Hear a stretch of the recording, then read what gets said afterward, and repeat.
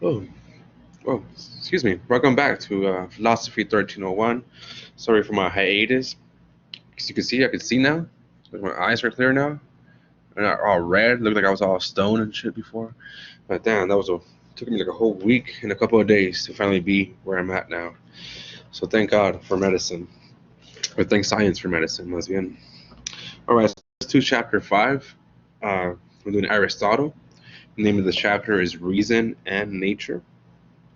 It's a pretty apt title, and I hope you figure out why towards the end of the lecture.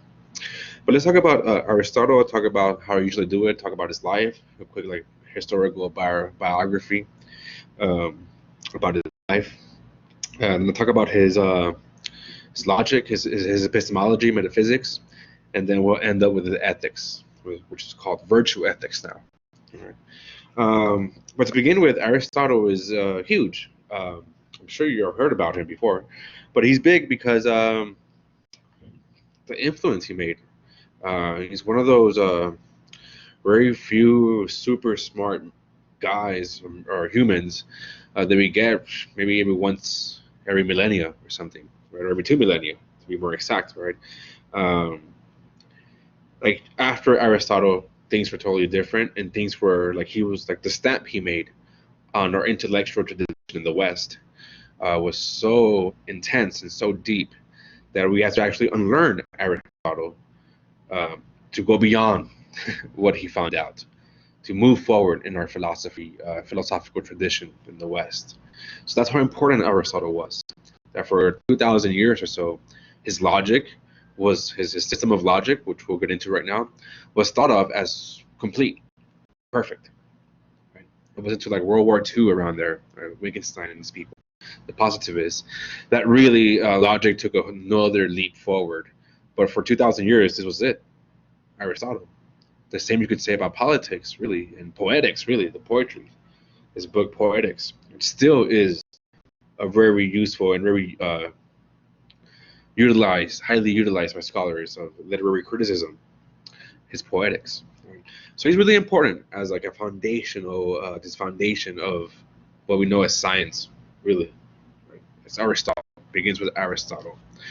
So as I mentioned before, Aristotle was the student of Plato. So Plato was Aristotle's teacher, and you'll see how widely different these two thinkers are.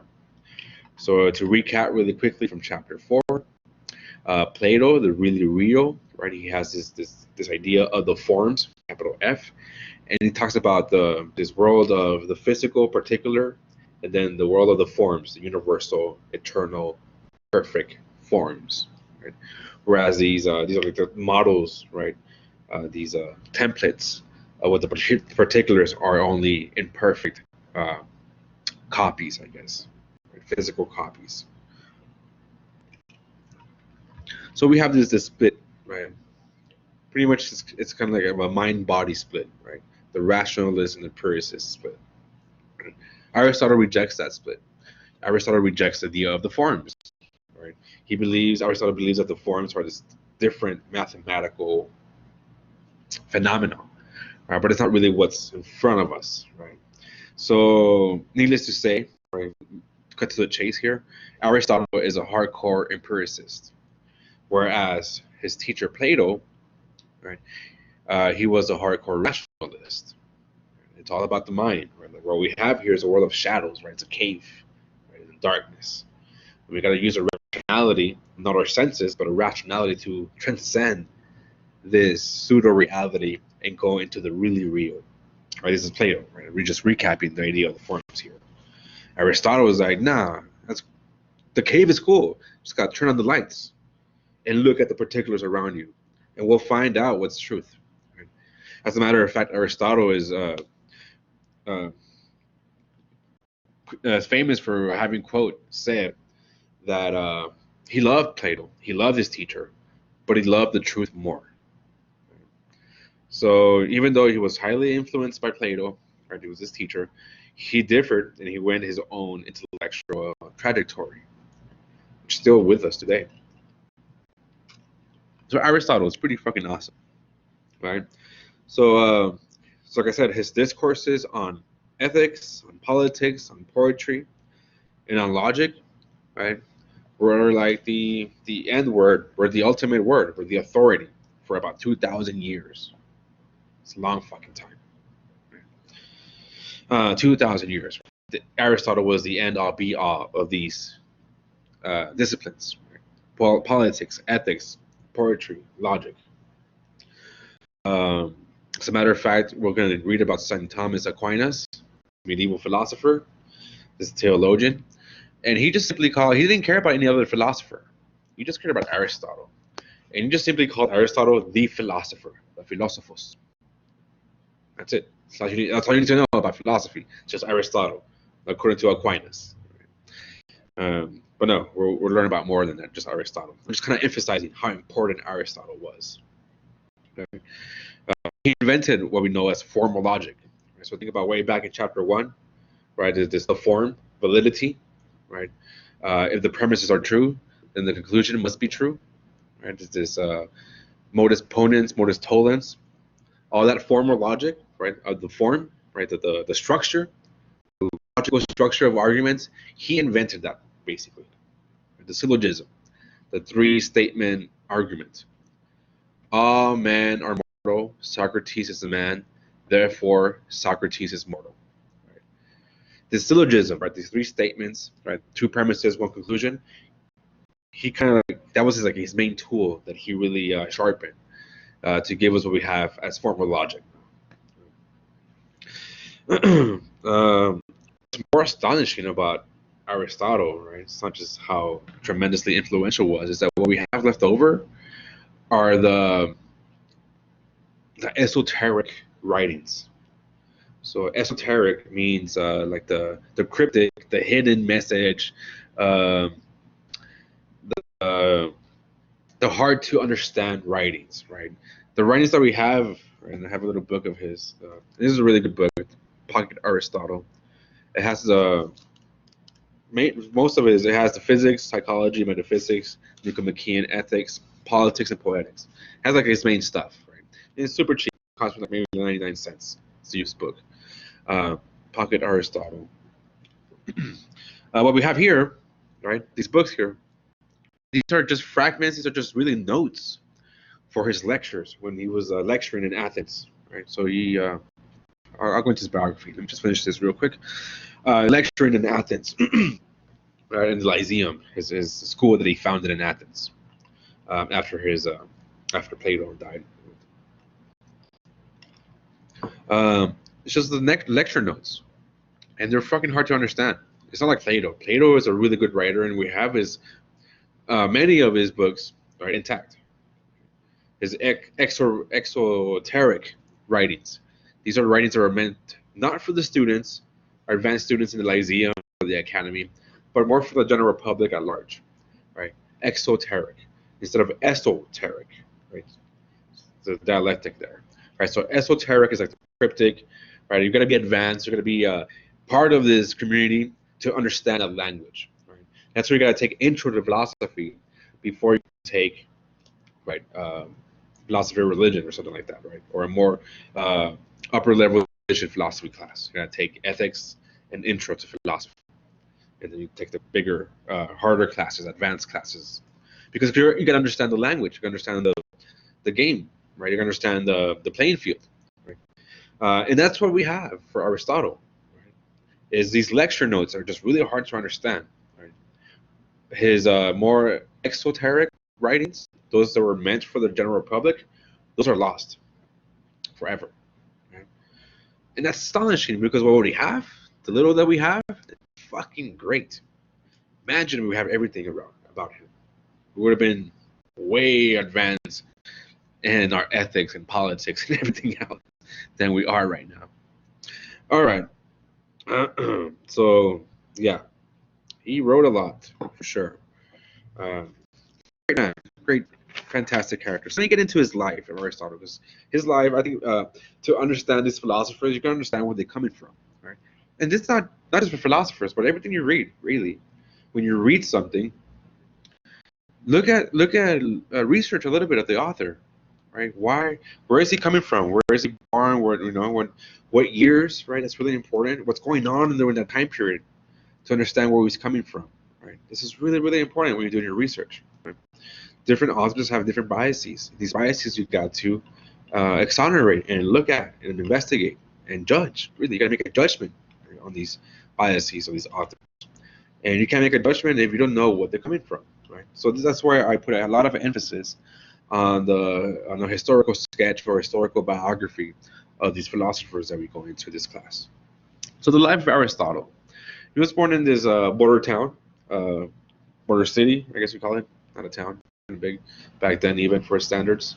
Stagida, the border between northern Athens and Macedonia.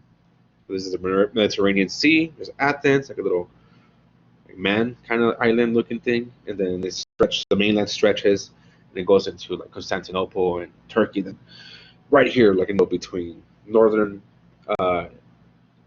Greece, and then into the east, the Middle East, right?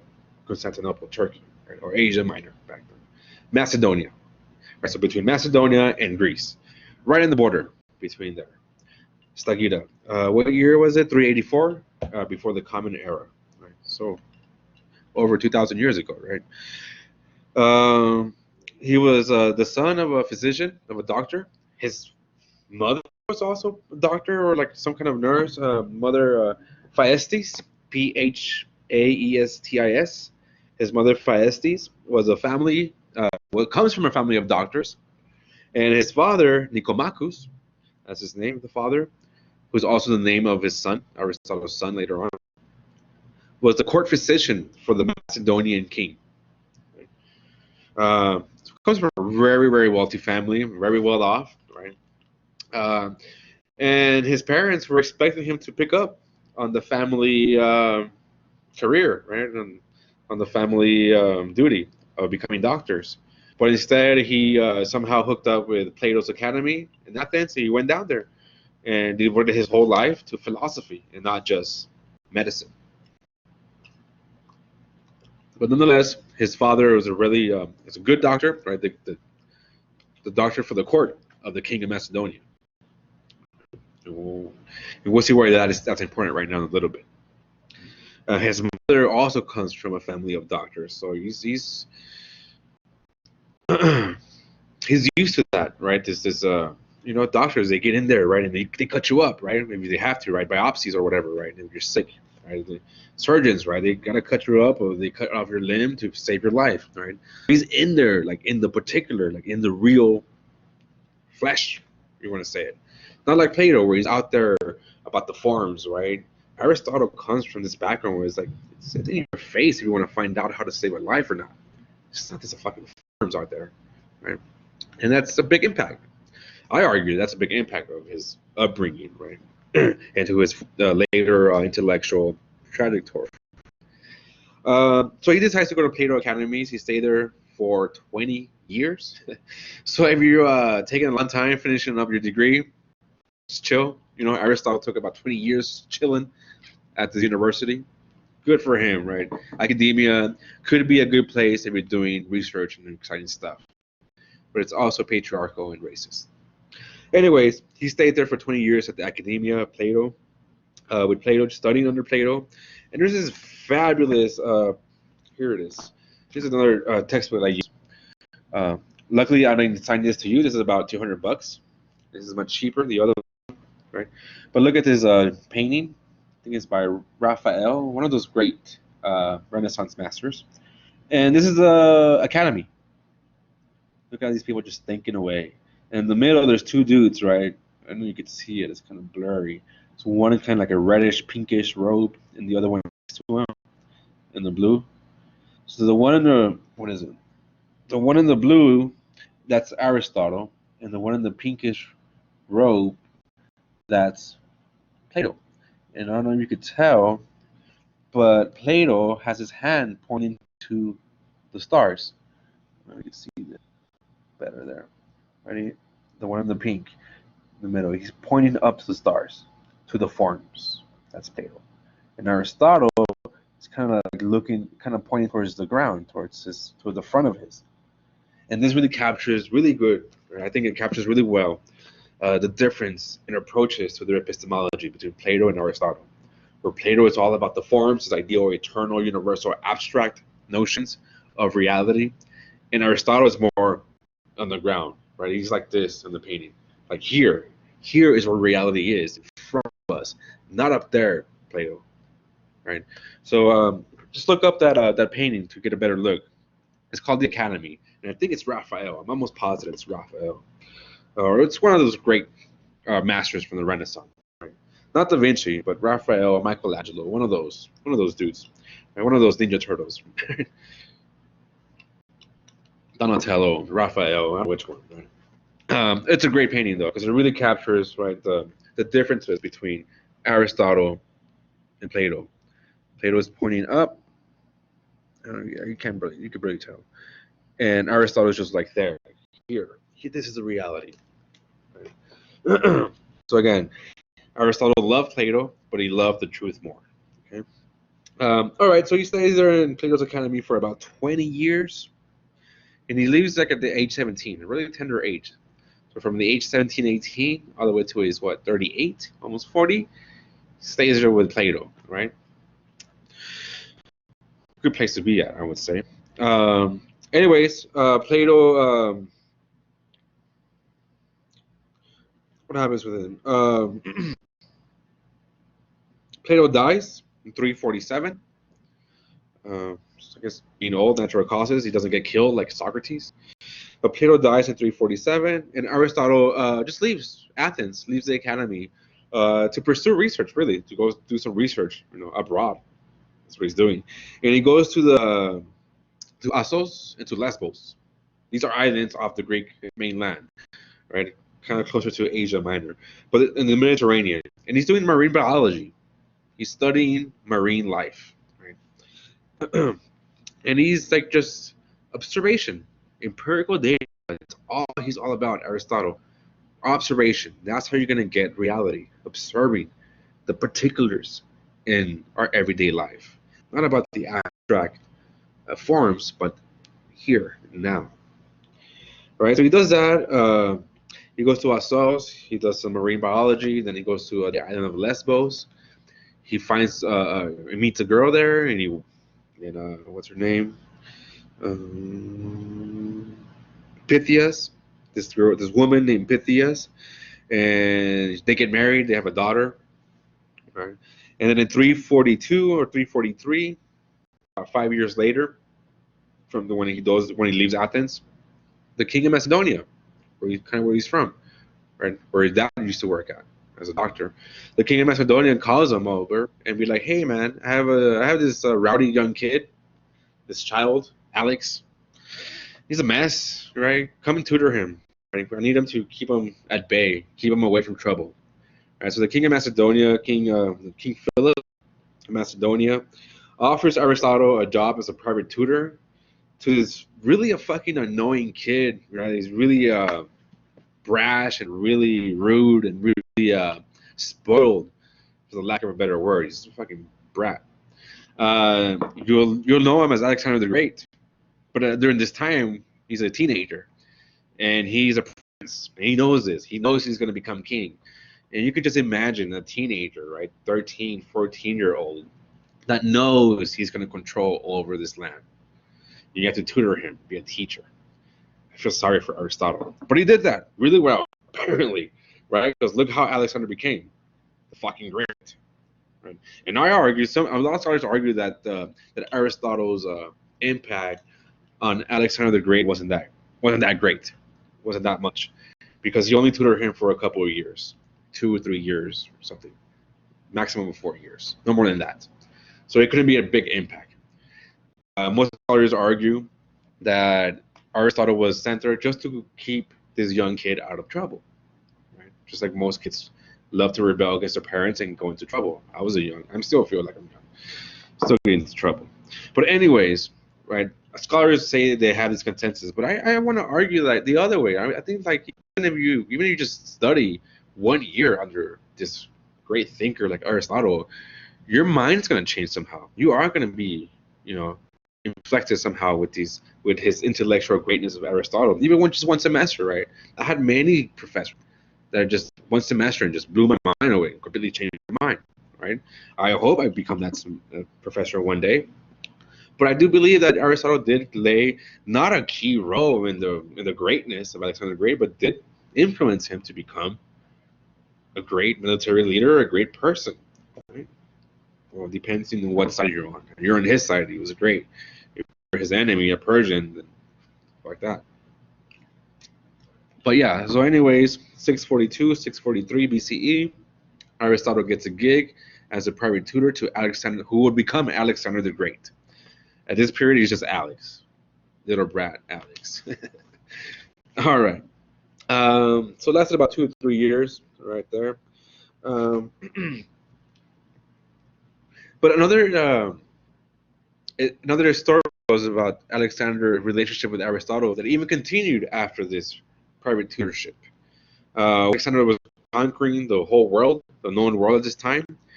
It's a popular story. It's never been really confirmed by anybody yet. But it's told that Alexander the Great would send Aristotle just random specimens of these animals he would find out there, like in India or in Persia, right? These exotic animals for Athenians, and he would send them. She would ship them back to Athens, to Lyceum, to Aristotle's school that he founded, so he could study. Right? This hasn't been proven, right or wrong, right? We don't know yet, but it's probable, right? All right, so that happens. At any rate, within 6 or 7 years after he becomes his tutor of Alexander the Great, Alexander the Great becomes the king of Macedonia, and he goes on this rampage, pretty much, right? Just controlling the whole world. I mean, he does. I mean, crazy thing about Alexander the Great. Let's go a little bit off topic here, but Alexander the Great. I mean, he was pretty arrogant, right? I mean, he pretty much controlled everywhere he went, right? And everywhere he went, he would rename cities, right? He would rename them after himself. So we have a whole bunch of Alexandrias, right? The city Alexandria, not just in Egypt, but all over, scattered all over Asia Minor, with Turkey, and then into Persia, Arabia, and all that, into India even. Right? He stopped there. The Hindu, the Mughal Empire, were the ones that really put a stop on it. They had fucking elephants, right? But if it wasn't for fucking elephants, I think, right, the Mughal Empire is such a powerful empire as well, right? He would have keep going all the way to China, but he didn't. He stopped right there in India. It was as far as Alexander the Great went, farther beyond than any European has ever gone, right? And Alexander the Great, yeah, he wanted to keep going. Alexander the Great, he probably would have. Right, he was held back in India and went towards like Israel and towards like Palestine, all that area, and he just wanted to keep going, wanted to conquer. He was out there for like 15 years or so in the campaign, just going out there, not back, right, not back home. So imagine you're a soldier with him. You're out there in the middle of fucking nowhere, pretty much, just killing people for 15 years straight, not going back home, right, getting a break and watching and going back to your family, right. So one time they convinced Alexander the Great, say, "Hey, guy, let's take a fucking break. we conquered the whole world now. Like, what else is there to go? You want to go to China, but that's too far, yo. Like, let's chill for a little while." And he did. Right after this big battle out there in Palestine somewhere, they won. Right, Alexander the Great and his army won. He would always be in the front lines too, Alexander the Great, supposedly. I'm sure it's true. Anyways. And they fucking partied hardcore for like a whole fucking week straight. Party hard, I could party for like a day or two, maybe, right? Not even. I'm old already. I partied for like one day, and like I gotta rest for a whole week afterwards. Right? My hangover lasts a whole fucking week. But this guy parties for a whole week straight, and all his armies getting fucking wasted. And needless to say, he gets a terrible hangover, and somehow he contracts some kind of disease, and he fucking dies. Alexander the Great dies at the age, I think, 32 or something. At a very, very young age, he dies. And he died because of fucking partying too much, I would say. Or he got some kind of weird disease out there. But it was, a whole week straight of partying, your defense is still going to be fucking low. All right. So the moral of the story here is don't party for a week straight, right? And expect nothing bad to happen, right? Alexander the Great, arguably one of the greatest leaders ever in history, did that, right? Partied for a whole week straight and he died, right? So don't party for a whole week straight and expect nothing good to happen, right? Expect bad shit to happen if you do that. All right. Okay. So let's go back to Aristotle. So Aristotle dies. I mean, Alexander the Great dies. 340. What fucking year does Alexander? 323 BCE. Alexander the Great dies in 323 BCE, and the Athenians are pissed off because the Athenians were the shit, right? They had control. They had that area in Athens, right? The Macedonians were outsiders. They were barbarians, basically, and they came over and conquered Athens and conquered fucking Greece and conquered everything beyond that afterwards. And so the Athenians had this resentment growing against anything that has to deal with Alexander the Great or anything Macedonian, that's where Alexander the Great is from. Aristotle is from Stagira, a border town in Macedonia. So when he comes back to Athens, people have so much resentment, they want to make an example. They charge Aristotle with almost the same charges as fucking Socrates. Right? Being unfaithful, not following the charges of impiety, basically. So even though while Alexander the Great was pretty much pumping money towards the Lyceum, so the Lyceum is this academy that Aristotle, the school that Aristotle founds after Plato dies. So the Lyceum. But once Alexander the Great died, right, all the Athenians wanted to get rid of anything Macedonian, including Aristotle. So the Council of 500 indicts Aristotle with charges of impiety, the very same charges as Socrates had. Aristotle is very well aware of Socrates. His teacher was fucking Plato, right? And he's like, fuck this. I'm not going to stay in Athens and get my ass killed or executed like Socrates. This is what Aristotle said. The Athenians sinned twice against philosophy, right? I'm not going to stay here and let the Athenians sin twice against philosophy. The first sin against philosophy the Athenians committed was killing Socrates. The second one, if I stay here, will be killing me. I'm not going to let that happen.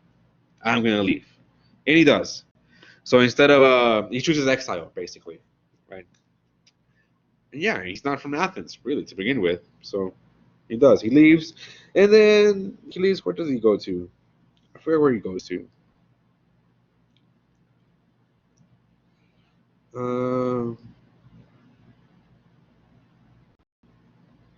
He leaves somewhere near the ocean because there's a popular story about Aristotle.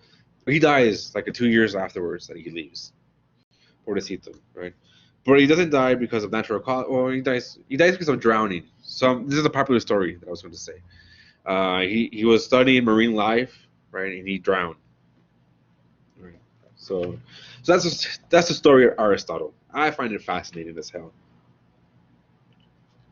The fact that he was a tutor, private tutor, to Alexander the Great. The fact that he was this marine biologist, right? And he married again twice and had a son, Nicomachus, when Pythias died, his first wife. She died, and then he remarried with Herpilius, Herpilius, and he got a son, Nicomachus, named after his father, Aristotle's father. And when we read about ethics, Aristotle's Ethic is basically a book he wrote to Nicomachus on how to be a good man. We'll talk towards the end of this lecture. All right, so that's the story. That's a short biography of Aristotle and a little bit of Alexander the Great. So let's go into the actual philosophy, right? The peripatetic philosophy of Aristotle. And this word peripatetic means just walking about. because that's what he would do, right? That's what these philosophers would do back then. Just walk around and just talk philosophy, right? Just preach to people who wanted to listen. And it was Plato with the academy who founded a particular institution for this higher learning. And then Aristotle took up that tradition and founded his own school called the Lyceum. Lyceum. All right. So Aristotle's logic, his epistemology, right? His notion of truth. So, like I said, it's totally different from Plato. Right? He's challenging and responding to Platonists, to people that believe in Plato and stuff. Right? So for him, everything begins with sense experience. We gotta use our senses to gain knowledge, right? He is a hardcore empiricist, right? It's all about our senses, right? The quality of the sense quality, right? The sense quality of stuff, right? Like, as he says, Aristotle in Metaphysics, his book Metaphysics, science and art comes to man through experience, right? So science and art comes to us via experience, right? There's this abstract notion or rationality alone out there in the eternal world of the forms. That's BS, says Aristotle. Right? The really real is just here in us, around us. Okay? And I'm going to continue with this quote. He says, again, we do not regard any of the senses as wisdom, yet surely this gives the most authoritative knowledge of particulars. Okay? So Aristotle is not worried, he's concerned about the particulars, not about the universals. Okay, so let's get that straight now. Okay? He wants to, in other words, he wants to clarify and systematize how we gain knowledge, how we acquire knowledge. Right? And for that, he invents logic, formal logic, which is the study of correct reasoning, right? The structure of correct reasoning. This is what formal logic is, or we also call it categorical logic, right? So, I mean, don't get me wrong. Aristotle did want to find universals, right? He did want to find this truth, in capital T, but he did not believe that it existed apart from these particulars, like Plato did. Plato has two different. He has a distinction: the particular world of particulars, right, the physical world right now, and then the world of the forms. For Aristotle, on the other hand, there is no distinction. There is no duality. There is no mind-body split. It's all truth. The really real is in the particulars. We just gotta, for example, turn on the lights in the life so we could see around us. Right? That's reason. Not to transcend our reality, but to really use it to investigate via our senses the things around us, the world around us.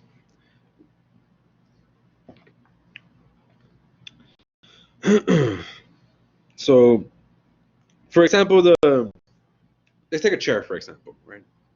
Or a table. Let's do a chair. Right? A chair, for instance, right? You can think about a chair, about what it consists of, right? Wood, right? Maybe some cotton or cloth, right? You can think about its shape. You can think about its purpose, stuff like that, right? And these causes, as he calls them, that's where you'll find the underlying makeup of reality. Right? It's not right. The form of reality, the structure of reality, is not based upon this abstract notion, right, of chair. No, it's a chair in front of you, and it's your job as a philosopher, as a scientist, really, to close look at that chair, right, and investigate it and try to figure out what it's all about there in front of you, not some realm out there in some different abstract eternal world. No, here and now.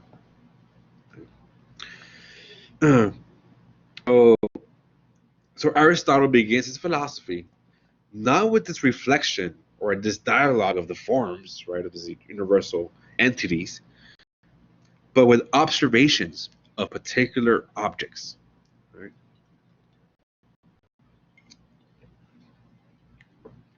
And with this observation, by observing the world, right, this really scientific approach he has here, right, modern science, Aristotle saw these four causes.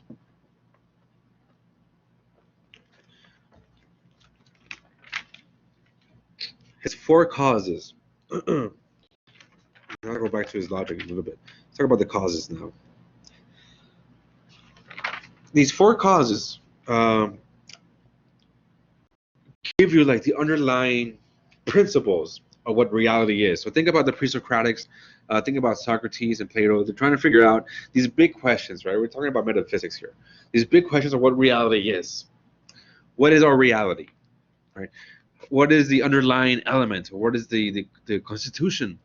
What constitutes reality, right? What is to be? What is being, right? These fundamental questions that begins with Thales, right, with the pre-Socratics, right? It goes on to Anaximander and so on, right?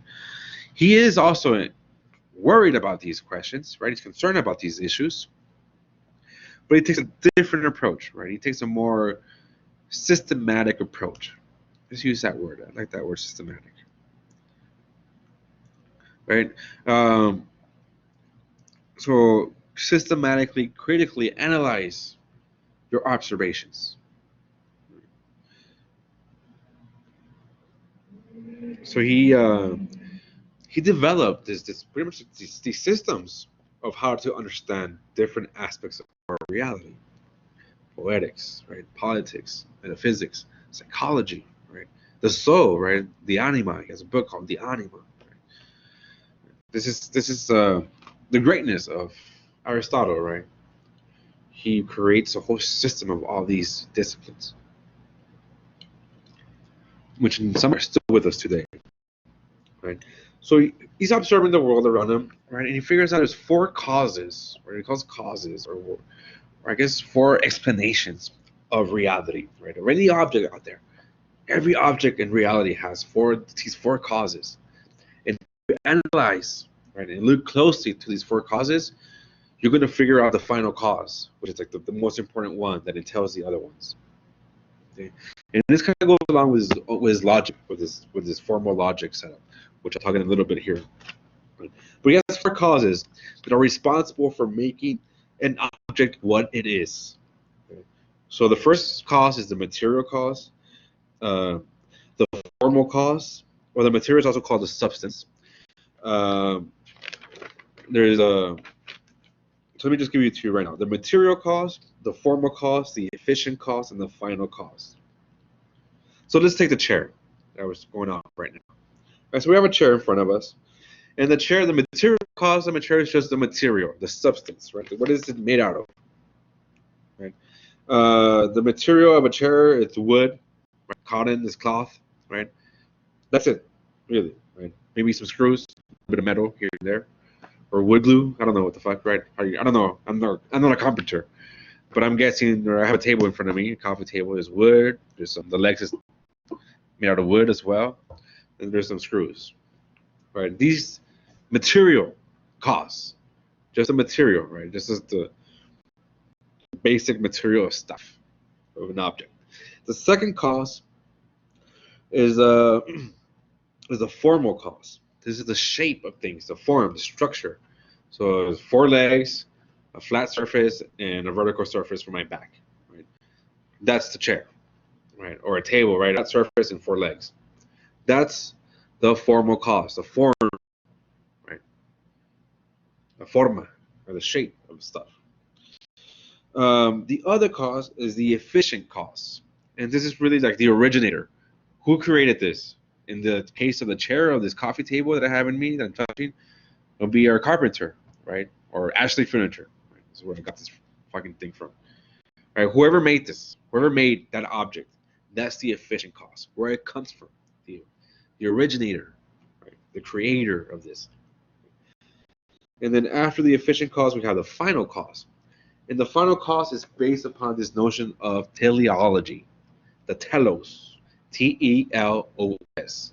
Has nothing to do with no television, but telos means end, or the end point, or the end purpose. That's a better way to put it.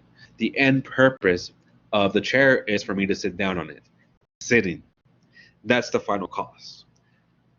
Right? The final cause for this coffee table is to put this laptop in front of it, right here. Right? That's the final cause of this table. To put books on, or whatever you want to put in there. Beer, bong, whatever. Right? It's up to you. Right? So these four causes are what are responsible to make an object, or any object, what it is. However, that final cause entails, right, predicates the other causes, right, causes the other causes in a sense. The final cause, the teleology of things, is what's going to give you really the final it. Right? It's going to uncover, it's going to tell you what things are for. Right? So the final cause is that for which a thing is made for. Because what a thing is made for determines the other things. If something's made for sitting, you're not going to make a triangle-looking shaped chair. Right? Be really uncomfortable. Right? This is a good ergonomic shape, form. Right? It's also something sturdy. Right? It's something durable. Right? So wood. Right? It's good. Right? It has a good aesthetic as well. Right? Right? Cloth in the back. Right? So it's kind of soft to recline or whatever. But sitting is the main purpose. And because it's made for sitting, the other causes follow that purpose. That's why Aristotle says that the final cause is the most important cause. But you need all these causes together to know what an object is. That's the key to understanding, right? Is this goal, this end goal, this telos, right? This teleological end goal, right? What is the purpose of human beings? Right? He even goes there. He does go there, right? The purpose of eyes are to see. The purpose of our nose is to breathe, right? To smell. The purpose of our tongue and mouth is to speak. Right? Ears, so on and so forth. Right? You get the drift here. We go on forever with this, right? But what is the purpose of a human being? To reach eudaimonia. Right? It's usually translated as happiness. But you're going to be careful with this translation, because Aristotle had a different view of what eudaimonia is. For Aristotle, eudaimonia, right, this happiness, right, this flourishing, is not really a feeling of like euphoria, right? When you're happy, you feel good, right? It's not that. In fact, it's not a feeling at all. Not even a feeling. Eudaimonia, for Aristotle, is, quote unquote, activity in accordance with virtue. With virtue, right? An activity, a habit, an action that is always in accordance with virtue. That's eudaimonia. That's going to be happiness. That's going to be your human flourishing for Aristotle. Right? That's our final cause. That's our telos for human beings. Is this? Right, so yeah, we may be made out of, right, the material cause of humans, flesh and bones, right? And there's more than that, right? If you're a biologist, it's way more complicated than that. But just for simplicity's sake, right? Flesh and bones, right? That's the material cause of a human being. What's the shape? What's the formal cause? Head, right? 4 limbs, hopefully for everybody, right? 10 right, fingers and 10 toes, right? 2 ears, right? Nostrils, whatever, right? The form, right? That's a shape, right? What's the other cause? The efficient. You say your parents, or you go all the way back to, I don't know, maybe your great-great-great-great-great-grandparents, or the first human beings that came out of Africa, savannas, right? From these African savannas, we become the first people, and then they spread all over Europe, all over the Middle East, and then to the Bering Strait and Latin America, right? And that's humans all over the world, right? Or God, right? If we're going to go there, right? Aristotle doesn't go there. He has a different notion of what God is, and we'll talk about that right now in a little bit. So virtue, right? Right. So we have the material cause, the formal cause, the efficient cause, and then the final cause. This is what makes up our reality. Right? If we could figure these causes for every object, out here, you can figure out the underlying reality of things. Right? You don't have to go go into the world of the forms. Shit's here in your face. Look at it, right? And look at it with these different these causes. All right. So that's basically his metaphysics. Let's go to his logic. I kind of skipped that if you're going through the textbook here. But his logic, again, he was the inventor. He invented formal logic. Right? We want to clarify, systematize how we acquire knowledge. So we call that an argument is a set of statements, premises that support one statement, conclusion. Right? A deductive argument, right? We call that's supposed to give you certainty, right? For sure, the conclusion should be right or wrong. Right? It's not probably, oh, it's probably right. 88% chance it's right. No, that's inductive. Deductive is 100% or 0%. No in between. All right, so for example, in a valid deductive argument, if the premises are true, then the conclusion must be true. Right? But remember, this is just the structure of the argument. We call it about validity. Right? So if A equals B and B equals C, then C equals A. It follows, right? It demonstrates, right? It follows, the logic follows there to reach that conclusion. Right?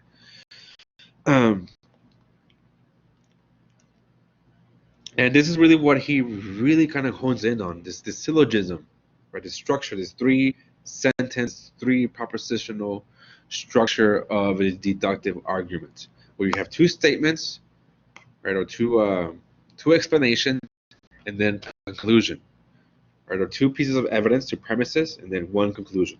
Right? All dogs are animals. All animals are mortal. Therefore, all dogs are mortal. So the words, each word in these syllogism is what we call categories. So we call categorical logic. So the groundbreaking thing that Aristotle did here with logic is basically give us like a kind of like a numeric or algebraic formula for these deductive argumentation with words. So he kind of transposed the words and added a formula that we could switch whatever words we want, but the structure itself will stay the same. Okay? So let me kind of explain this, right? So this argument that I have right now: all dogs are animals, all animals are mortal, therefore all dogs are mortal. Could be translated as all A are B, all B are C's, therefore all A's are C's. This is what Aristotle does. He gives us the inner structure of logic, of argumentation. This is called formal logic, the form of our logical progression, of our logical actions, or illogical, right? And they're invalid. Right? So it's not really about truthfulness, right? Truth content here. It's not about soundness here. But Aristotle is really fleshing out here is a system of the structure behind our knowledge acquisition, formal logic.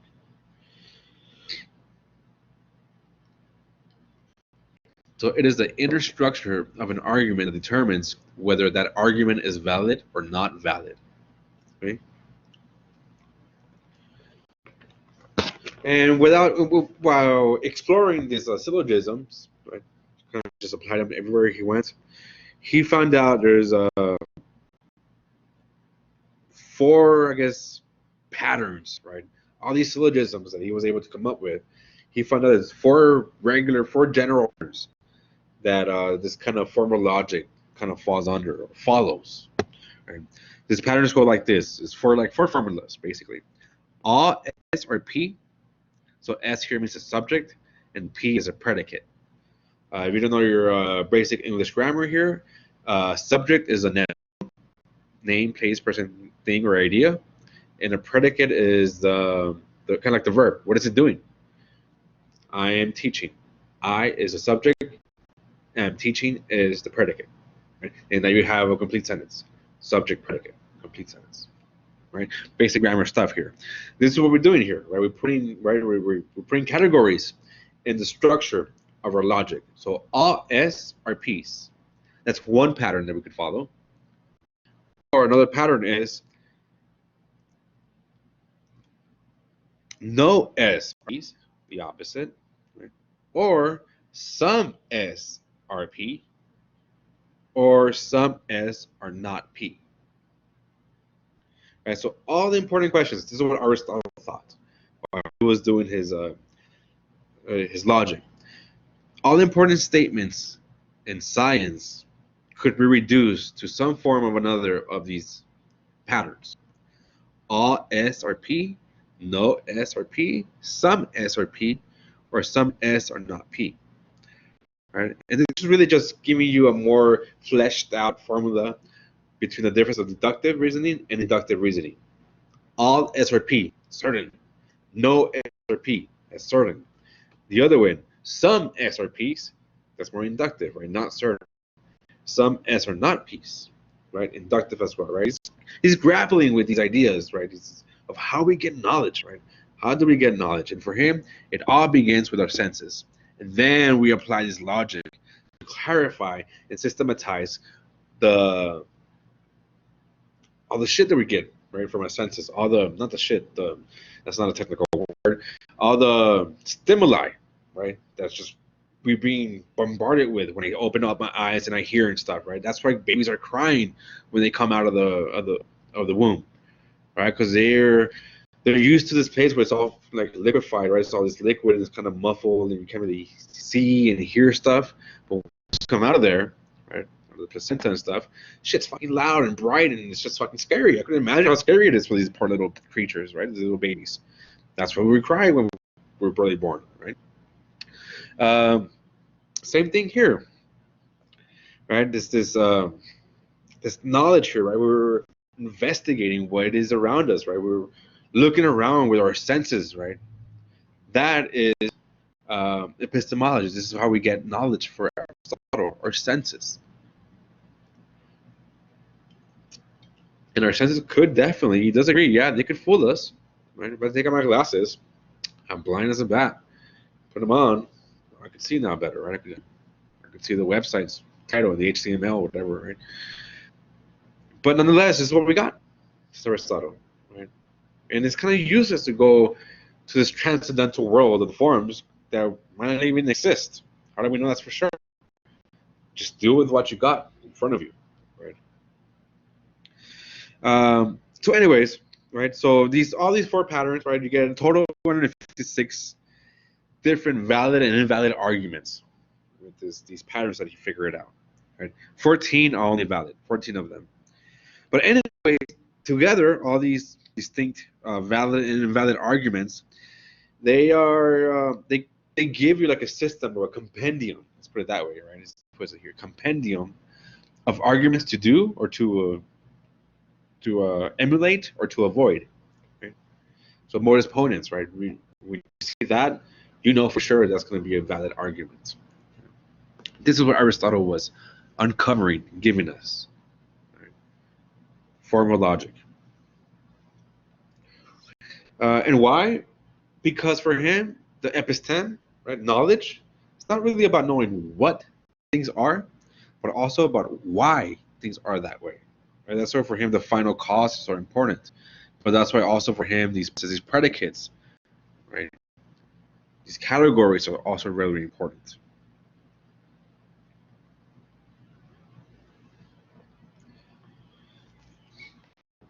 Right, so and with these syllogisms, he argues that you could figure out a lot about the real world out here, just with these syllogisms. Right. All right.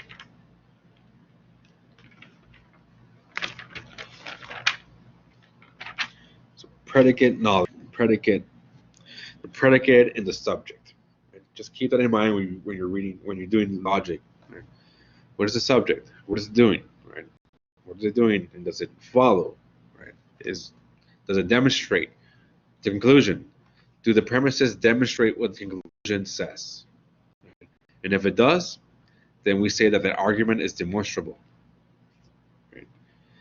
So we can arrive at correct explanations of the state of affairs around us, right? With the syllogisms, with this categorical formal logic. Right? Another thing that Aristotle qualifies his logic with, his system of logic, is that he stipulates that all the statements in the syllogisms, right, these three propositions with the last one being the conclusion, they all must be necessarily true. Right? This concept of necessarily true, or something that's necessarily truth, is a truth that could not be otherwise, that could not be false. So science is made up of logical sequences of these necessarily true statements or explanations from which we derive necessarily true claims about the world around us. Either way, the result is about a proof. So think about Aristotle's logic, these premises, right? The syllogism, the two premises, and then a conclusion, just like a mathematical maxim, right? Where you have a couple of rules, and then you have to have a proof. Where you have a couple of maxims. That's what a maxim is. It's a self-given rule. So if x equals -5, and I know some other maxim, and then they give you a formula, and then you got to find the proof, right?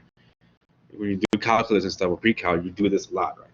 This is exactly what he's trying to do, but with words now, with language. Fucking cool, Aristotle. All right, but one problem though, right? So if he says that the premises have to be true, how do we know that they are in fact true, these premises? Right? So what are the premises based upon? Now we have to add more premises to prove the premises to be true. And this could go on forever ad infinitum. This is what we call a infinite regress.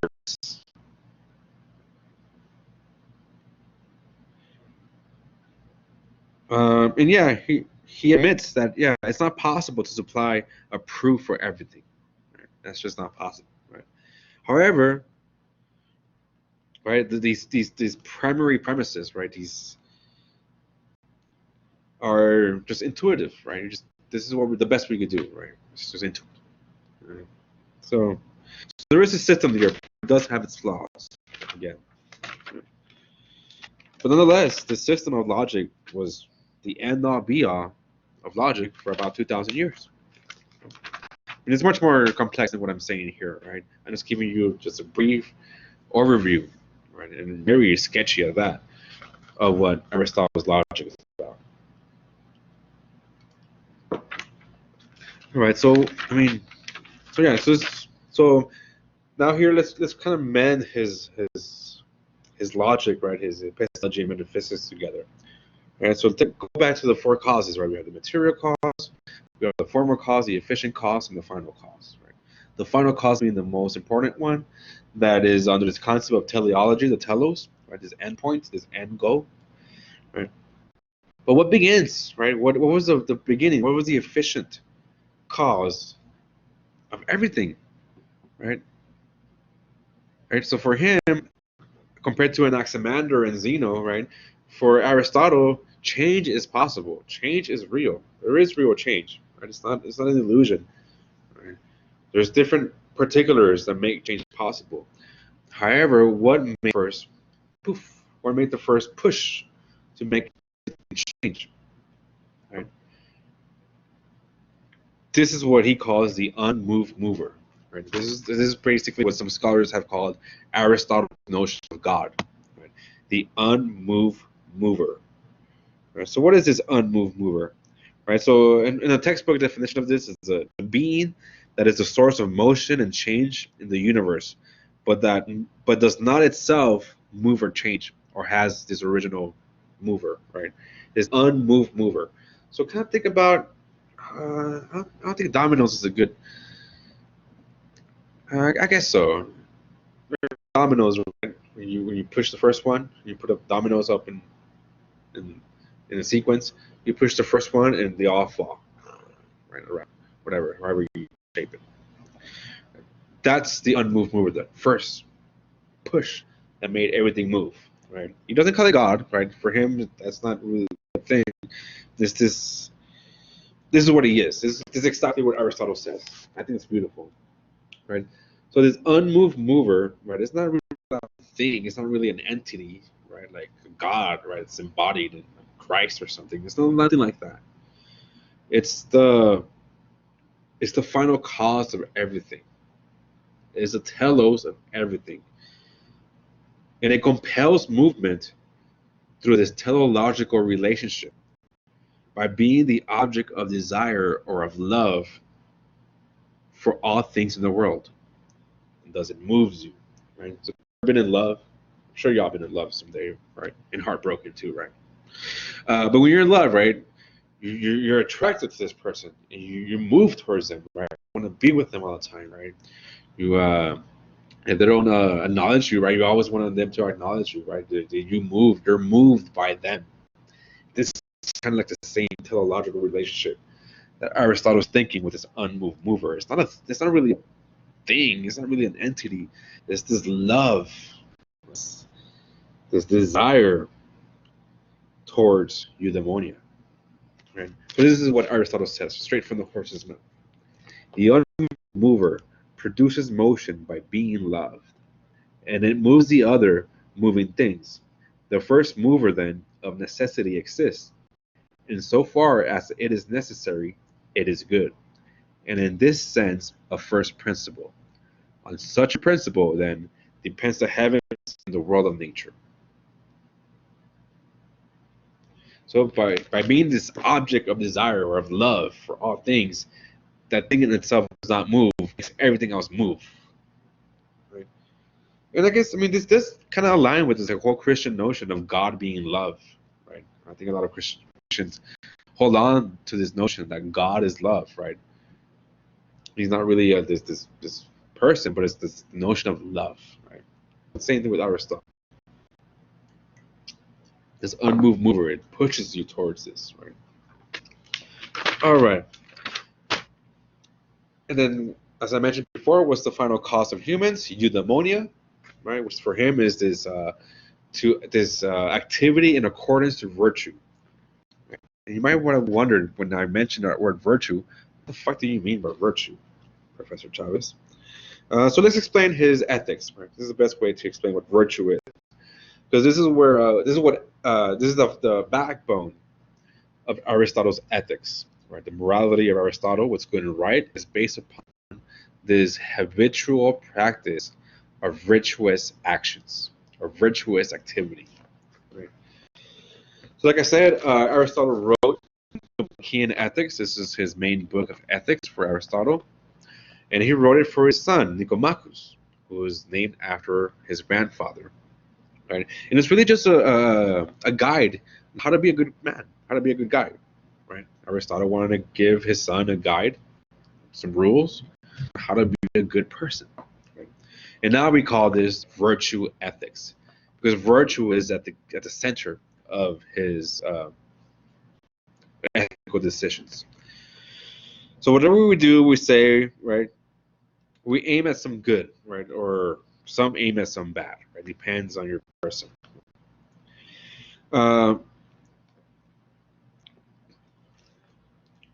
But for I guess we're gonna make a distinction here really quickly between intrinsic goods and instrumental goods, right? So not all goods are equally the same. Something that's instrumentally good is good as a means, as an instrument to get me some better, greater good, which would that be an intrinsic good? So happiness, right, or honor, right? That's an intrinsic good. It's good in itself. This intrinsic good, right? It's good for its own sake. Happiness, right? Let's think about that. That's good in its own sake. Some people that are materialistic will say like, oh, a big nice car or a Tesla, right, or whatever, a new car, right? That will give me happiness, right? That car will be an instrumental good, right? It's good to have a new car, no doubt, especially with the heat outside right now. I gotta have a new nice air conditioner. But it's not an end. It's not good in itself. And it's good to get you to point A and B to keep you cool during the hot summer days and nights. But happiness in itself, right? That euphoric feeling, whatever you want to call it, happiness, that is good in itself, right? Some people use substances to feel that euphoric movement. Those substances are instrumental goods, quote, and that euphoric movement of feeling happy, that's good in itself. You follow, you desire that good, right? So there's a distinction we've got to make between instrumental and intrinsic good. And for Aristotle, it says that the highest form of the good is intrinsic, right? It's just the eudaimonia. That's what we got to reach, eudaimonia. It's good in itself, right? It's not good. It's not an instrumental good like a good career, right? It's just good in itself. Right? Because everything, right, kind of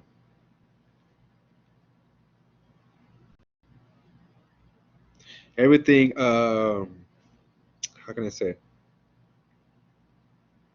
That's like the final cause, right? Everything is that purpose. Everything is done for that purpose. This happiness, says Aristotle. Everything that humans do is done for that purpose. I'll tell those to reach eudaimonia, that end goal. This is what he says. Let me put it in his own words. Now, such a thing, happiness, above all else, is held to be. For this we choose always for itself and never for the sake of something else. But honor, pleasure, reason, and every excellence we choose indeed for themselves. For if nothing resulted from them, we should still choose each of them. But we choose them also for the sake of happiness, judging that through them we shall be happy. Happiness, on the other hand, no one chooses for the sake of these, nor in general for any other than itself. Right? So that's an intrinsic good.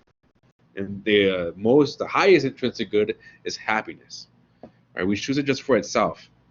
All these other intrinsic goods that we might name, like honor, what do you say, pleasure, reason, all these other really good things, these we use to get happiness. Happiness is the end goal here for everything, for all human endeavors. Right? And how do we reach that happiness? Right? This is what he says. Happiness, then, is something complete and self-sufficient. It is the end of action. At the end of action. Action here is a big word here to cling on to. The end of action. So every act you do, every action you take should be aimed towards eudaimonia, towards that happiness that he's talking about. And how do we get there? Through virtuous actions, by becoming virtuous people. Right? So virtue is an inclination, a disposition to behave in line with a standard of excellence. So you have some kind of standard of what is excellent, and you always thrive, always try, right? Strive to reach that standard of excellence. Right? So, for example, honesty, always being honest, always being compassionate, always being loyal, benevolent, right? Temperate, right? Being fair, right? These are virtuous characteristics, right? And then if we act in accordance to these virtuous characteristics, our chances of being happy, of finding that end goal, eudaimonia, increase. So virtues, in other words, are excellences of character, or character traits. And character traits, right, you need to practice, you need to create a habit. You don't, for example, you don't go to the dictionary and look at the word honesty and read all the definition of honesty to know what honesty is. You actually have to practice honesty to really be honest, right? Just because you read a whole essay or a whole book of honesty doesn't make you honest, right? You can read the whole fucking Bible and still not be a religious person, right? Or faithful or whatever, right? You have to actually practice, right, what you preach, right? In layman's terms, right? It's an activity. Virtue is an activity that acts in accordance to a standard of excellence.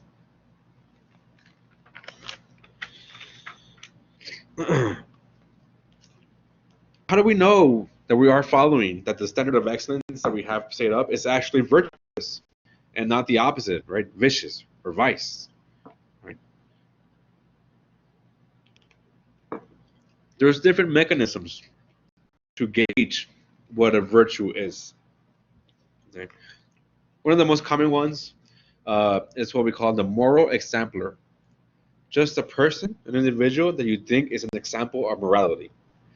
Gandhi, some people say, right? Martin Luther King, right?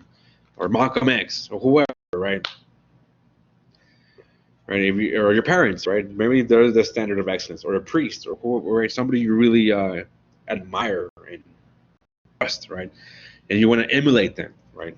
So that's what a moral exemplar. That's one way to find out what virtue is, by picking out somebody you think is high, holds a standard of excellence, and you try to emulate their character. Right? Again, it's activity based though. Right? You got to constantly, habitually practice these virtues. Another way to find out what a virtue is what we call the golden mean.